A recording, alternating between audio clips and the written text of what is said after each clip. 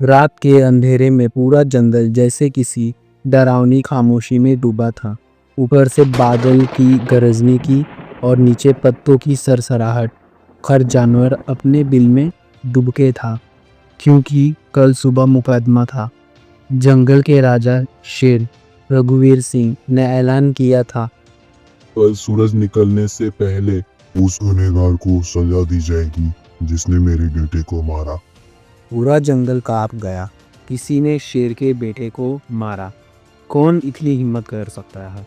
3 दिन पहले शेर का बेटा सिम्बा की लाश नदी के किनारे मिली थी। उसके पंजों के पास केले के छिलके, मूंगफली के दाने और एक काले पंख मिला। बस इतना ही सबूत था। जंगल के चौकीदार लंगूर जी ने तुरंत रिपोर्ट दी।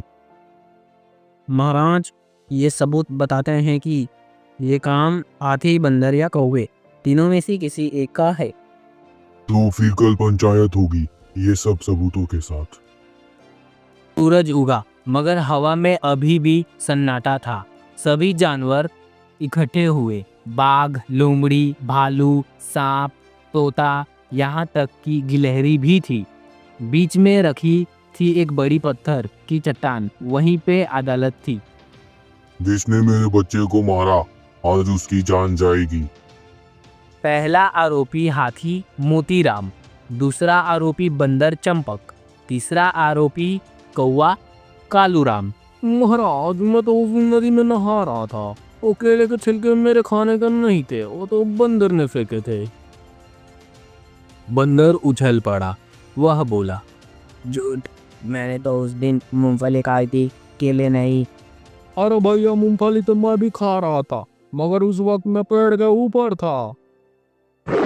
शेर ने दहाड़ लगाई। चुप रहो, सब अपनी बारी पे बोलो। पूरा जंगल हंसी से फूट पड़ा।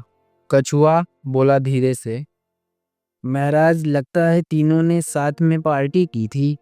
शेर ने गुस्से से बोला, ये अदालत है, कोई कॉमेडी शो नहीं। लेकिन अब माहौल हल्का हो चुका था। भालू बोला, महाराज, मुझे लगता है सिम्बा को गैस हो गई थी। तोता बोला, या फिर किसी ने बतख को डराया होगा और वो गिर पड़ा है। शेर की आंखें लाल हो गई गुस्से से और वह बोला, मजाक में कोई मरता है क्या? महाराज, इस जंगल में तो बहुत लोग मजाक में मर चुके हैं, बस गवाह नहीं मिले। पूरा जंगल ठहाकों में डूब गया, पर माहौल में डर अभी भी बाकी था। अचानक आसमान में कौवा कलूराम उड़ा और बोला, महाराज, मेरे पास सबूत है। सबकी नज़र ऊपर उठी। कौवे ने अपनी चोंच में एक छोटी चमकती चीज दिखाई। वह सिम्बा का हार था, जो उसकी गर्दन से गायब था। कौवा बोला, मैंने देखा था जब सिम्बा नदी के किनारे खेल रहा था तो लोमड़ी वहां आई थी और उसके पीछे चंपक बंदर। सभी जानवर सतर्क हो गए। बंदर बोला, हाँ महाराज, मैं वहां था, पर मैं तो बस मूंगफली बेचने गया था। शेर दहाड़ा। और लोमड़ी तुम? लोमड़ी हंसी। महाराज, मैं तो सिम्बा से बात करने गई थी, उसे बताने कि जंगल की प्रजा उससे खुश नहीं है। मतलब तूने मेरे बेटे को उकसाया? महाराज, वो तो खुद ही गुस्से में आकर नदी में कूदा था, मैंने तो बस सच्चाई बताई थी। पूरा जंगल दंग रह गया। तोते ने बोला, हादसा थी। शेर ने नीचे देखा। सिम्बा के हार पर कोई भी मिट्टी नहीं लगी थी, कोई खरोच नहीं, मतलब लड़ाई नहीं हुई थी, बल्कि डर या गुस्से में वह खुद गिरा। लोमड़ी आगे बढ़ी। महाराज, मैंने झूठ नहीं बोला, पर शायद मुझे अंदाजा नहीं था कि यह इतना भारी होगा। तू आजाद है लोमड़ी, पर याद रख, सच अगर बिन मतलब का बोला जाए तो वह जहर बन जाता है। सारा जंगल शांत था। कछुआ बोला, महाराज, ये तो हमारे सबके लिए सबक है। आजकल हर जानवर बस अपने सच पर गर्व करता है, किसी की भावना नहीं समझता। शेर ने सिर हिलाया।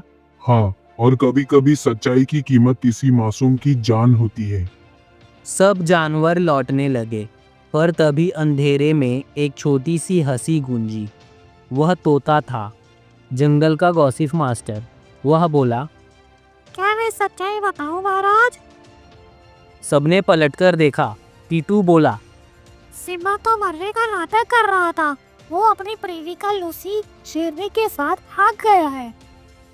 पूरा जंगल चौंक गया। शेर के मुंह से आवाज तक नहीं निकली। भालू ने हंसते हुए कहा, तो महाराज अब तो हनीमून का खर्चा भी देना पड़ेगा। सब जानवर हंसने लगे। शेर भी अब अपनी मुस्कुराहट रोक नहीं पाया। रात हो गई। लोमड़ी ने जाते जाते कहा, देखा महाराज, कभी कभी सबसे बड़ा सच वो होता है जिसे कोई मानता नहीं। और कभी कभी झूठ भी किसी को बचा लेता है। ए महाराज, तो कल अखबार में खबर छाप दूं, राजकुमार मरा नहीं, भाग गया। छाप दे, लेकिन लिख, इस जंगल में हर कोई अभिनेता है, बस मंच बदलते रहते हैं। हा हा हा हा।